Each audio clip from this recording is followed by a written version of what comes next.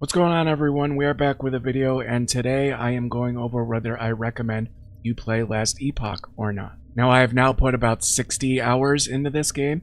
I have played 3 different classes, gotten through the campaign with 2 of them, and one of them, this one, I took all the way to the Empowered Monolith, which is like the mapping system, something like PoE, but basically the end game.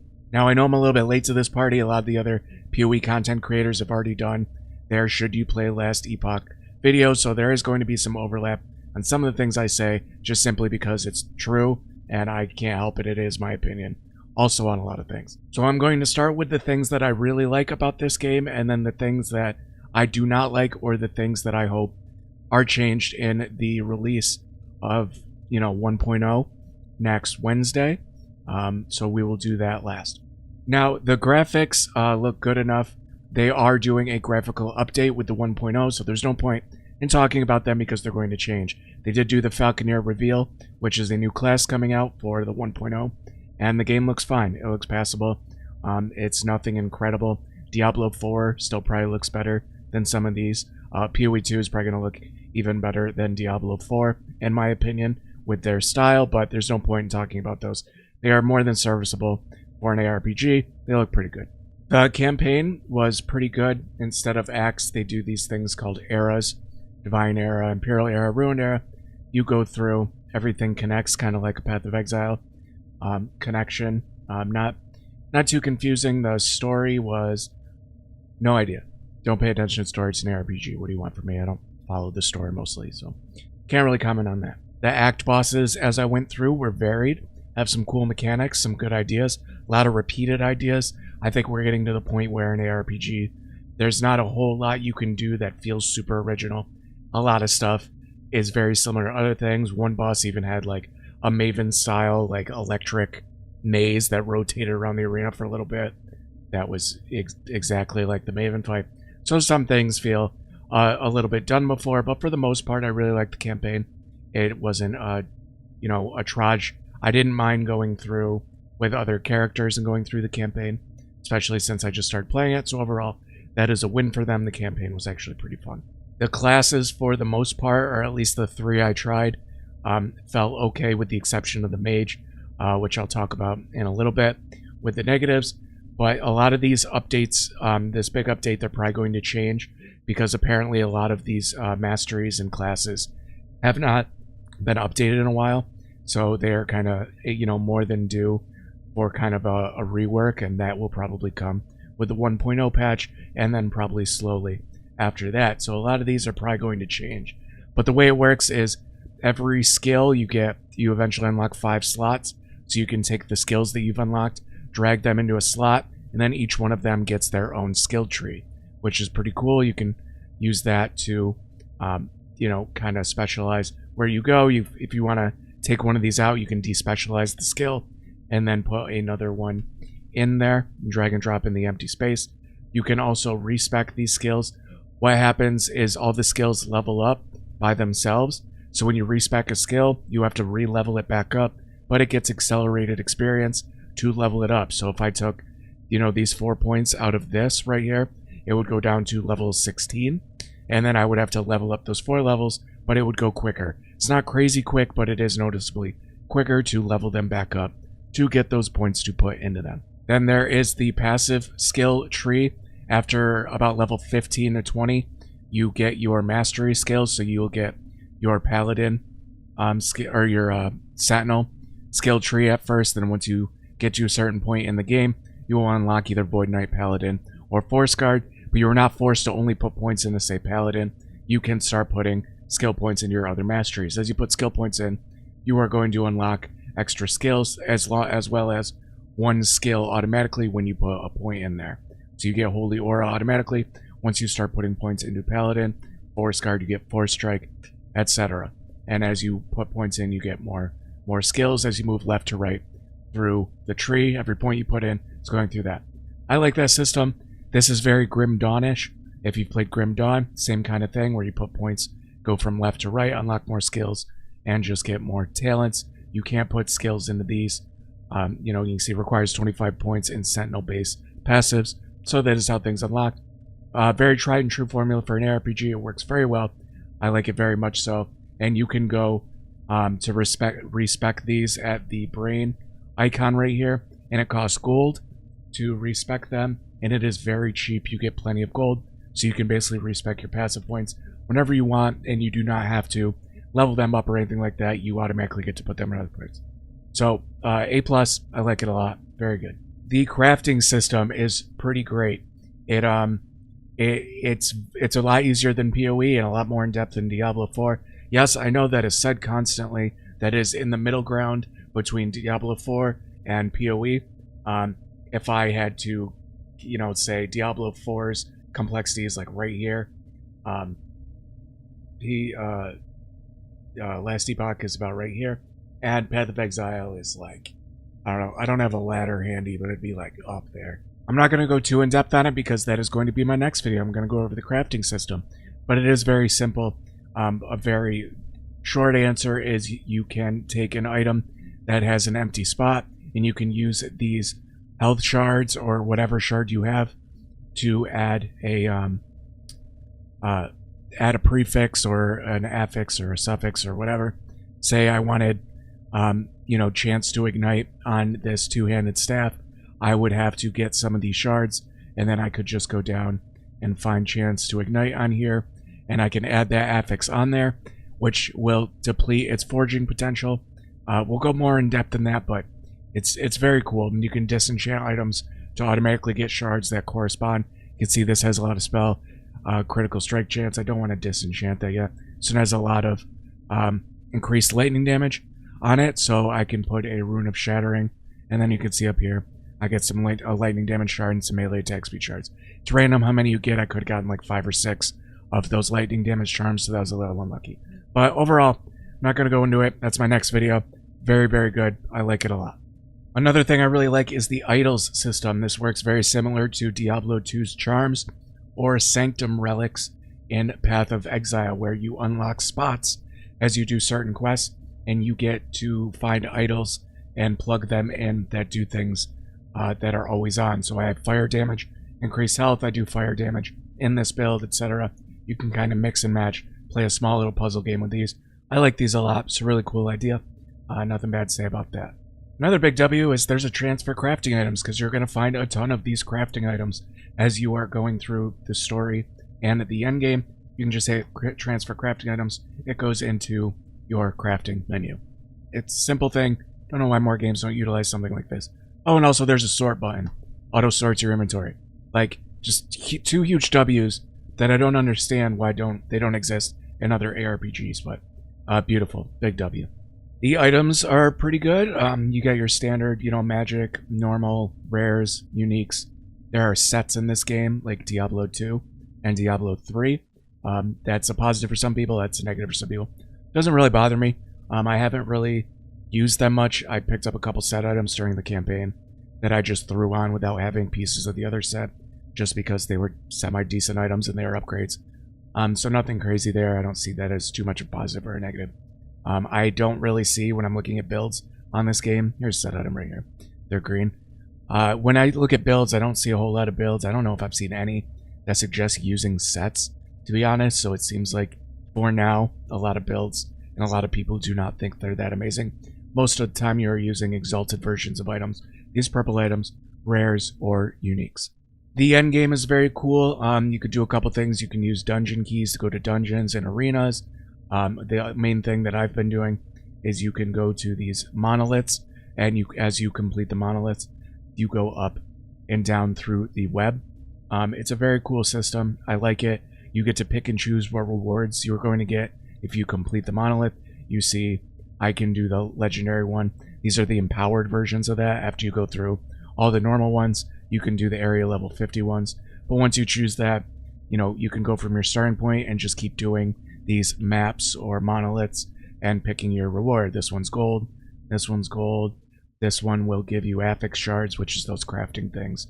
This one will give you glyphs, which is another part of crafting I'll go over in the next video. This will give you rare daggers. Some of them will say a unique item, and when you complete this one, it will branch out. Or when you complete this one, I think maybe it branches out. But you can just go deeper and deeper in the web. And as you complete these, this bar goes up.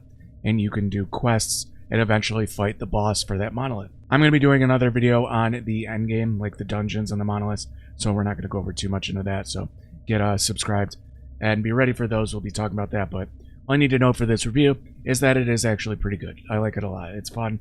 It's a very unique take on it that I haven't seen in any other ARPGs.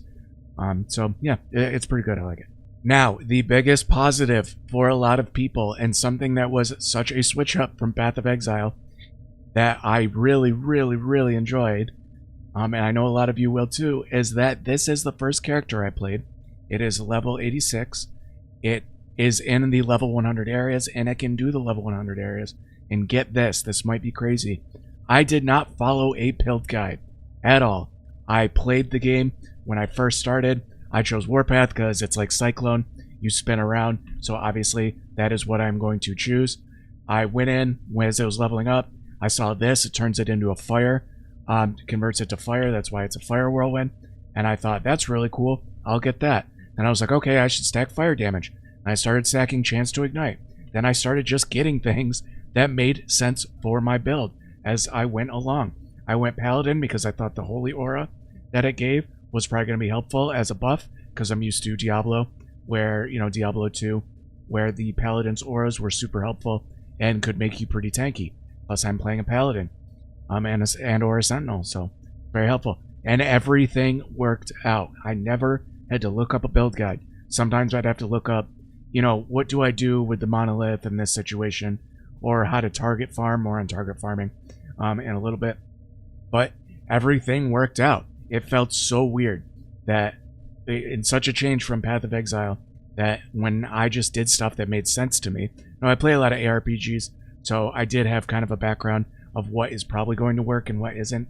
But I am 100% confident that even if you aren't a big ARPG player, you are going to be able to play what feels fun to you, and you're going to be able to make it pretty far. Now, I may have picked just a very strong class and a strong build off the jump, but I did the same thing for a Necromancer, and I had no real problems getting through the campaign either. So yeah, I think that's probably the biggest W, is that it's in-depth enough you can customize and feel like this character is yours without being so overwhelming that once you get near the end game, you're getting absolutely destroyed and you want to kind of stop playing because you do not feel like looking up a build guide and respecking everything. The end game bosses, I have not fought all of them yet, but I have fought in a lot of them through the entire monolith. I fought around 10 to 12 of them if you include the ones that I fought in the arenas. They're pretty cool. They're good. I like them. They're varied. They have a lot of different mechanics. They vary very much so in difficulty. Some of them were very, very hard. Took me 10, ish tries. Some of them I did in the first try and was like, that was it. Like, that was super, super easy. And I don't think it was, oh, your build's just better at that one. No, I just think some of them vary. But there is one thing that drove me nuts about some of the boss fights, and this is where we are going to start getting into the negatives of the game. Now, the first one I'm going to talk about is there are bugs. There's bugs in the server, there's bugs in the game. They are not overwhelming, but you will notice some of them. I would get stuck into random terrain if I would die, and then I would hit the respawn during the campaign, and I'd just be in a tree, not being able to move. There's no unstuck, I don't think. Is there an unstuck thing? Yeah, I don't. There's nothing in the menu. I don't think there's any unstuck. I had to leave. And the problem with this is it does not save your instance. I don't know if it does on single player or the offline mode. I'm playing on the online mode, which ended up being kind of a dumb thing to do. But it resets every time. So when I came back, I had to clear the whole damn area again. It was very annoying. So even a bug that would have been like, oh, well, that's annoying. Go back to town, go back to the waypoint run through. It's like, no, you go back to town or exit the game. Go back in, you have to clear all the way up to where you were before. So that was pretty annoying. The bugs with some of the bosses were a little extreme. There was a couple that really actually pissed me off, and I had to take a break from the game. The biggest example of this was there is a boss for the last ruin called Elder Gaspar or something like that. His boss fight was an absolute nightmare with bugs. There was a part where I was getting hit by AoEs I wasn't even close to because I had ground effects. It was some serious Diablo 4 Uber Lilith, like, nonsense garbage. That killed me. Killed me twice when I was about to kill him. One time, the AoE circles that are supposed to be on the ground were in the sky. And keep in mind, they're at a sky, and because the angle you're looking at the character, them in the sky made it literally impossible for me to see where they were. They hit me and killed me. That was super annoying. He has totems he summons. Twice I got stuck in the totem that he like spawned and I couldn't move.